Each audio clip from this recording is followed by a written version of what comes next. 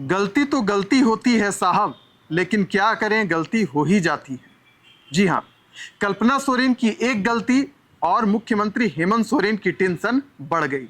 आप भी सोच रहे होंगे कि कल्पना सोरेन ने कौन सी ऐसी गलती कर दी जिससे मुख्यमंत्री हेमंत सोरेन की टेंशन बढ़ दी है।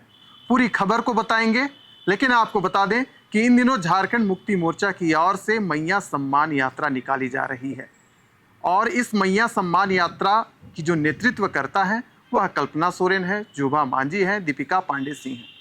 यानी कुल मिलाकर जो गठबंधन की सरकार है अपनी महिला नेत्रियों को जिम्मा सौंप दिए हैं कि आप जाइए और मैया सम्मान यात्रा की जो योजना है, जो यात्रा है, उसके बारे में लोगों को बतलाइए। लेकिन इन यात्रा में आप देखे होंगे कि मुख्यमंत्री हेमंत सोरेन खुद नहीं पहुंचे, कल्पना सोरेन ने कमाल संभाला।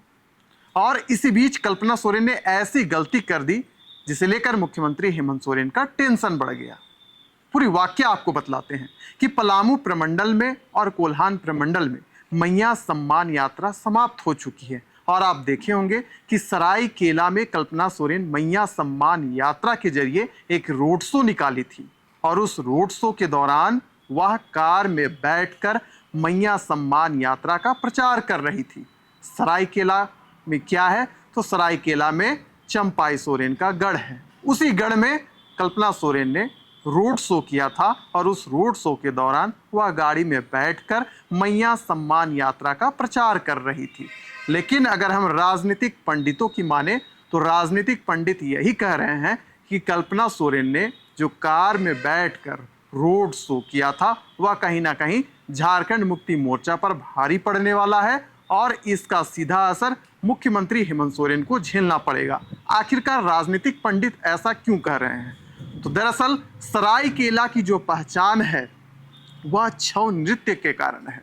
छऊ नृत्य की कोई जननी है तो वह सरायकेला जिला है। सरायकेला जिले की बारे में अगर हम बात करें तो आप देखे होंगे कि कुछ महीना पहले भारतीय जनता महिला मोर्चा की ओर से एक वहां पर प्रदर्शन किया गया था कि राज्य में लगातार महिलाओं पर जो अत्याचार है बढ़ रहा है।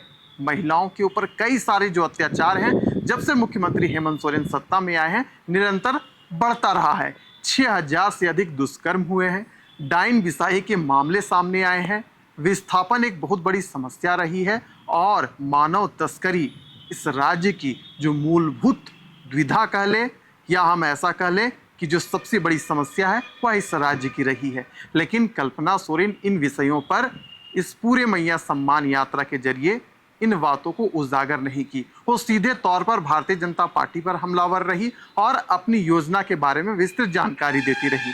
जो राजनीतिक पंडित हैं, जो भारतीय जनता पार्टी जो इस वक्त विपक्ष में खड़ी है, उनका यही कहना है कि कल्पना सोरेन को चाहिए था कि जो महिला दुष्कर्म की शिकार हुई है, जिनके ऊपर मानव तस्करी, जिन परिवारों के ऊपर मानव तस्करी का दंश झेला जा रहा है, उनके परिवार वालों से कल्पना सोरेन को मिलना चाहिए था। लेकिन ऐसा कुछ भी नहीं हुआ।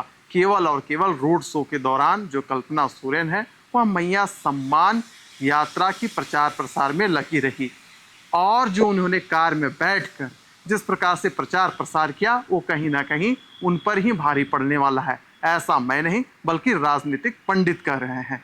तो अब देखने वाली बात है, क्योंकि झारखंड में विधानसभा का चुनाव होने वाला है और इस चुनाव में जो सीधी टक्कर है वो इंडिया और एनडीए गठबंधन के बीच है। चंपाई सोरेन भारतीय जनता पार्टी में शामिल हो गए हैं और उस खाली जगह जो सरायकेला में हो चुकी है, झारखंड मुक्ति मोर्चा कल्पना सोरेन के जरिए उस जगह को भरना चाह रही है। लेकिन इस प्रकार की जो गलतियां हैं अगर होंगी तो प्रश्न चिन्ह उठेगा।